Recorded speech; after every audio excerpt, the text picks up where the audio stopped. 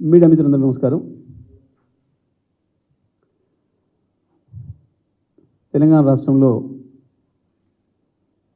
నూతన ప్రభుత్వం ఏర్పడి కాంగ్రెస్ ప్రభుత్వం ఏర్పడి 3 నెలలు అవుతా ఉంది.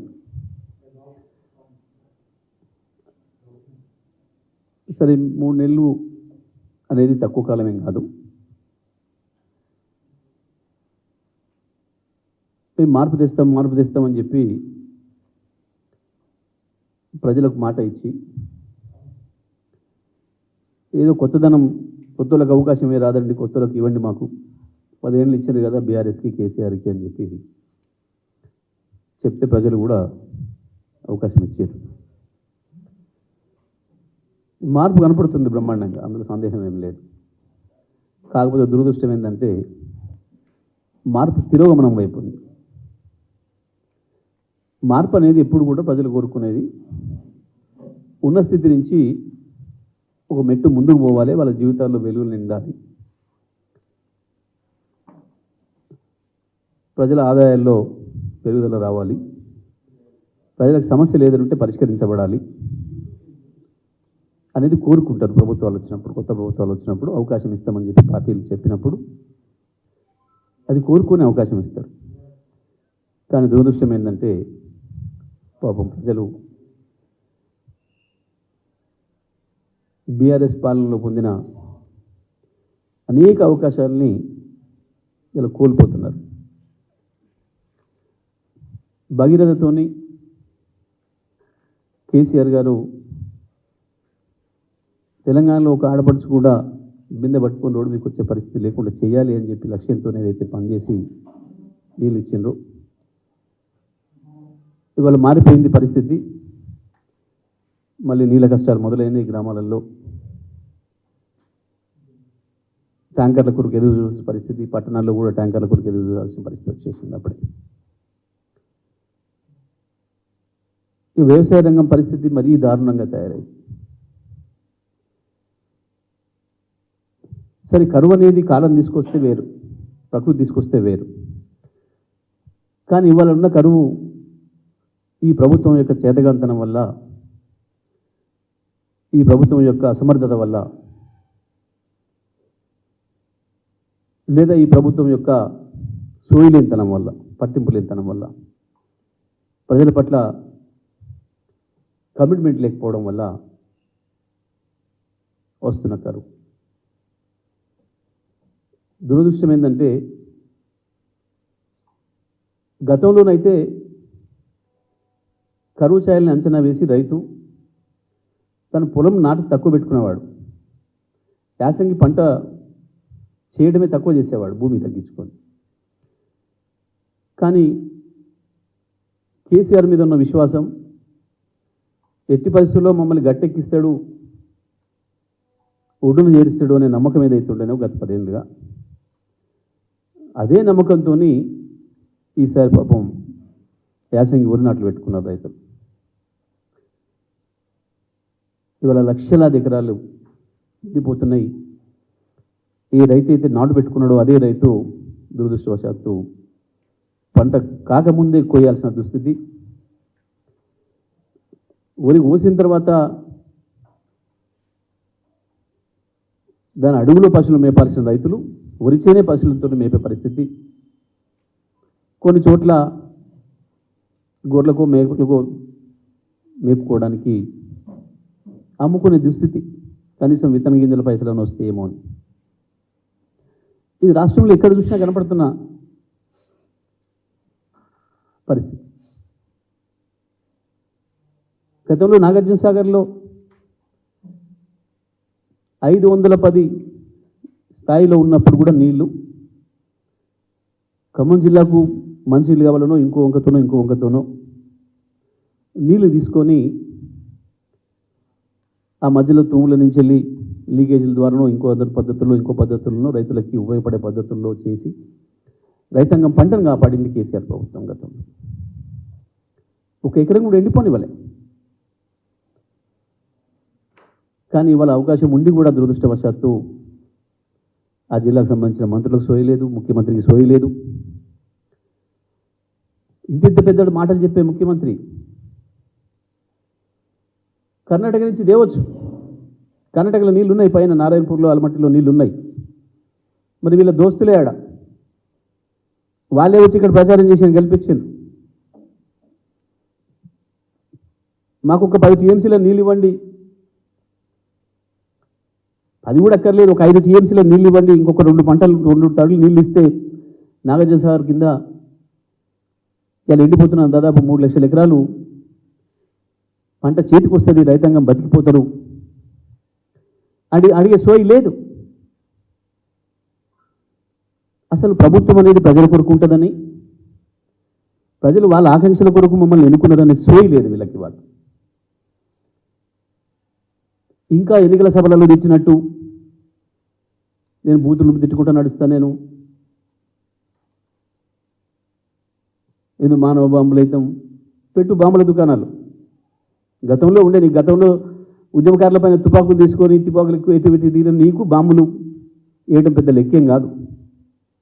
మీ కల్చరే అది, మీ పాత బాస్ కల్చరే అది కదా.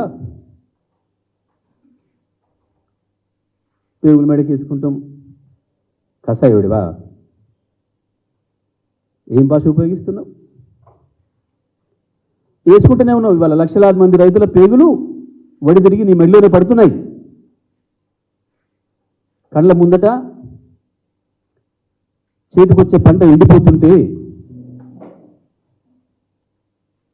మాడిపోతున్న పేగుల రైతుల పేగులు వడి తిరిగి నీ మెడకి పడతాయి, అందులో సందేహం లేదు. నువ్వు ఎవరియో తీసుకొని వేసుకోవడం కాదు, లక్షల మంది రైతుల పేగుల మెడలు వేసుకుంటున్నావు ఇప్పటికే. నువ్వు నీకు తెలిసిన సంస్కృతికి అదే, ఏ ఒకరియో కావు. అడిగితే బాంబులు తయారు చేస్తావు. రైతాంగం అయ్యో రైతు బంధు రాకపోయాయంటే చెప్తాం కొడతాడు నీ మంత్రిగాడు.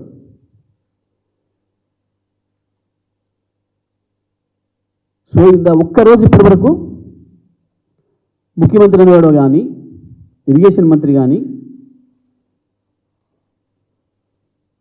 రాష్ట్రంలో సాగునీటి పరిస్థితి పైన, ఎండిపోతున్న పొలాలపైన చర్చ చేసిండ్రా, సమీక్ష చేసిండ్రా? చేయలే.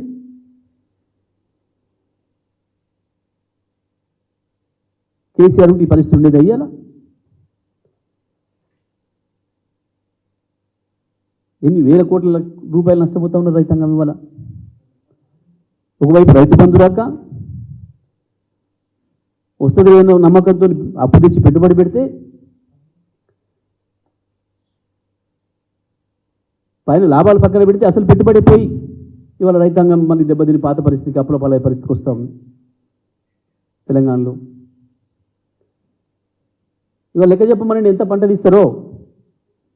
మేము ప్రతి సంవత్సరం అంచనా ముందే వేసినాం.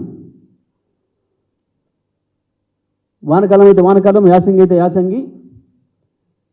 ఇగో ఈ పంట ఇంత వస్తుంది, ఈ సంవత్సరం ఈ పంట, ఈ కారు ఇంత పంట వస్తుంది అని అంచనా వేసి దానికి సరిపోయే పద్ధతుల్లో గోదాములు సిద్ధం చేసినాం, అధికారులు సిద్ధం చేసినాం. పంట ప్రతి గింజ కొనడానికి ఏం కావాలో ముందస్తు ఏర్పాట్లు చేసినాం. కానీ వాళ్ళ ఒక్కరోజు అంటే ఒక్కరోజు వ్యవసాయ రంగంపై సమీక్ష లేదు. వ్యవసాయ రంగం మీద సమీక్ష అంటే తెల్లవారి రైతుల నుంచి ఎక్కడ ప్రశ్నలు వస్తాయో, ఎండిపోతున్న మా పొలాల సంగతి చూడమని అడుగుతారేమో, మాకు ఇవ్వాల్సిన రైతు బంధు ఇవ్వట్లేదు అడుగుతారేమో, లేదా మా రుణమాఫీ గురించి మాట్లాడతారేమో. మళ్ళీ రైతాంగం మనం ఎందుకు గుర్తు చేయడం రైతాంగాన్ని, కానీ రైతాంగాన్ని మభ్యపుచ్చే పద్ధతుల్లో వ్యవసాయ రంగాన్ని, నీటిపారుదల రంగాన్ని మొత్తం నిర్లక్ష్యం చేస్తూ ఉంది ప్రభుత్వం. ఇవ్వచ్చు ఇవాళకి కూడా కాళేశ్వరంతో నీళ్లు తీసుకొని ఇప్పుడు కూడా ఇంకా 3-4 వేల క్యూసెక్ల పైన పోతున్నాయి.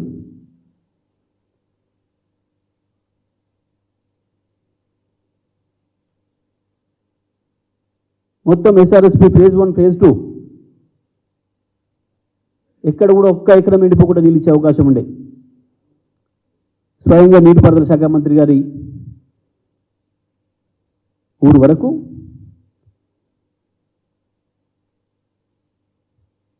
మూతే నడిగూడ మునగాల మండలాల్లో సూర్యాపేట తుంగతుర్తి నియోజకవర్గాలతో పాటు చివరి ఊర్లతో పాటు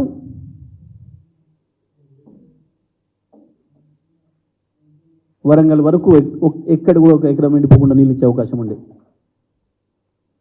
మీకు ఏమాత్రం సోయి ఉన్నా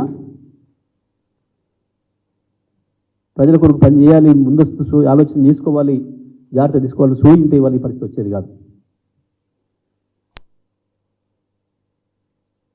సమీక్ష అంటే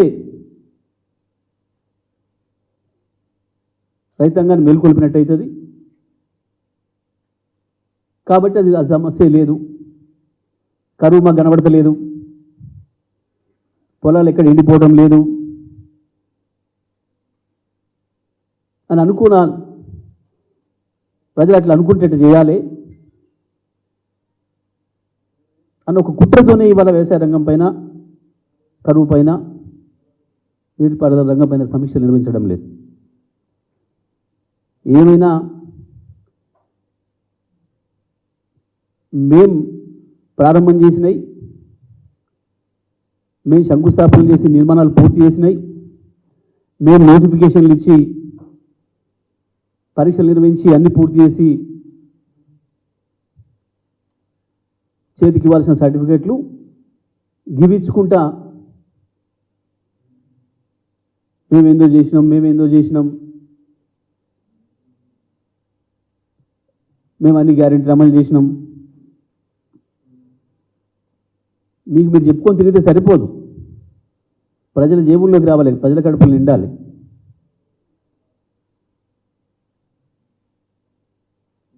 మీరు కూర్చొని ఎంత లెక్కలు రాసినా ప్రజల లెక్కలు ప్రజలకు ఉంటాయి.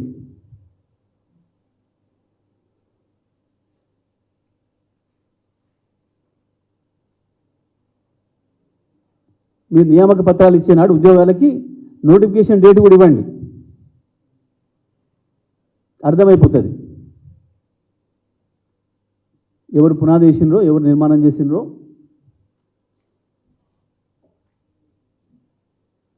ఒక బాధ్యత గల ప్రభుత్వం ఎక్కడైనా సరే ప్రాజెక్టుకి ఏదైనా సమస్య వచ్చినా, ఇంకోటి వచ్చినా ముందు దాన్ని ఎట్లా బాగు చేసుకోవాలని ప్రయత్నం చేయాలి. దాన్ని వదిలిపెట్టి మేము ఇతరుల మీద దాడి చేస్తాం. ఏ సాధారణమైన రైతునడినా చెప్తాడు, చెరువుకు బుంగబడింది, చెరువు కట్టకి, దాన్ని మొట్టమొదటిగా రింగుబండి వేసి ఎట్లా ఆపుకోవాలని ఒక ప్రయత్నం చేస్తారు. అందుబాటులో రైతులే గడ్డి మోపులో వివో తెచ్చి దాంట్లో పెట్టి నీళ్ళు ఆపే ప్రయత్నం చేస్తారు. ప్రభుత్వాధికారులు చేరుకున్న తర్వాత రింగుబండి వేసేసి ఆపి ఉన్న నీళ్ళని ఆపుకొనైనా ఆ పంట ఇలా తీసుకొని తర్వాత దానిపైన ఆలోచన చేస్తారు, కారణం ఏంది చూస్తారు. కానీ ఈ ప్రభుత్వం దుర్మార్గంగా మేడిగడ్డ ప్రాజెక్ట్ ఎట్లా కొట్టకపోతే బాగుండని ఒక దుర్మార్గమైన ఆలోచన చేసినట్టు కనబడతా ఉంది. మొత్తం రాష్ట్ర ప్రయోజనాలు దెబ్బతీసే పద్ధతుల్లో దుర్మార్గంగా కక్షపూరిత రాజకీయాలు చేసుకుంటూ మొత్తం ప్రభుత్వాన్ని కక్షల కొరకు ఉపయోగించుకునే ప్రయత్నం చేస్తూ ఉంది.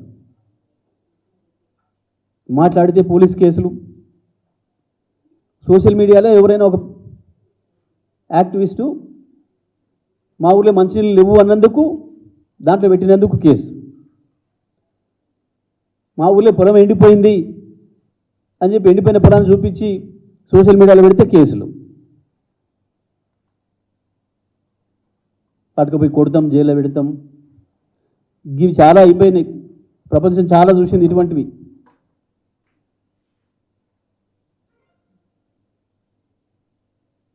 మూడు నెలల్లోనే వందలాది కేసులు పెట్టారు. ఇప్పటికి కేసులు పెట్టి అని చేస్తాం, మేము కర్వే లేదని అనిపిస్తాం అన్న నియంతృత్వ పద్ధతుల్లో ఆలోచన చేస్తూ ఉన్నారు. మేము ప్రభుత్వాన్ని వెంటనే డిమాండ్ చేస్తూ ఉన్నాం, ముఖ్యమంత్రి వెంటనే నీటిపారుదల రంగం పైన, వస్తున్న కరువు పైన సమీక్ష నిర్వహించాలి, రైతాంగానికి ప్రజలకు ఏం ఊరటనిస్తారో చెప్పాలి.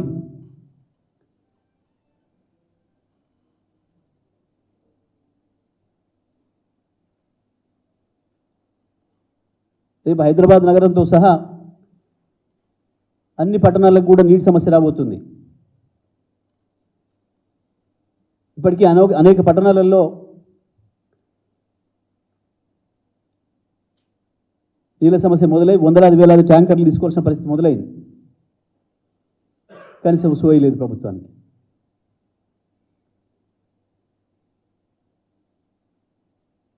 కరువు పరిస్థితులు కొనసాగితే ఏం చేయాలనే దానికి ముందస్తు ప్రణాళిక ఉండాలి. ముందస్తు ప్రణాళిక అంతా ఢిల్లీకి ముడుపులు ముట్ట చెప్పడానికి తప్ప ఇక వేరే దేనికి ప్రణాళిక లేదు ఇవాళ ఈ ప్రభుత్వం దగ్గర. ఢిల్లీని ఎట్లా సంతృప్తిపరచాలి, ఢిల్లీకి ఎట్లా మూటలు పంపాలి, ముడుపులు పంపాలి,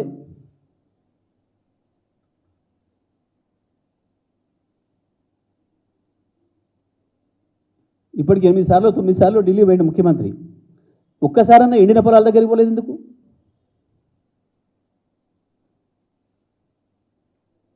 ఇది బాధ్యత కదా. అప్పుడే మళ్ళీ మొదలైంది మార్పు. మార్పు అంటే పాతదే, వాళ్ళ బాస్ చేసిందే.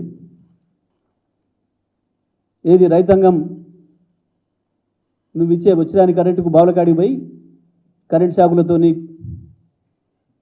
పాములు తేలుగుట్టి చచ్చిపోయే పరిస్థితి మళ్ళీ మొదలైంది, మార్పు మొదలైంది. అందులో సందేహం ఏం లేదు.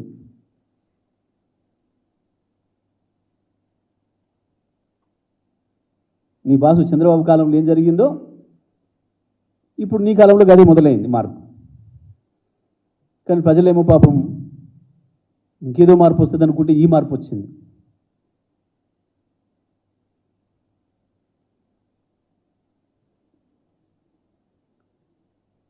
ముఖ్యమంత్రి ముందు ఢిల్లీ పర్యటనలు మాని కరువు పర్యటన చేయాలి.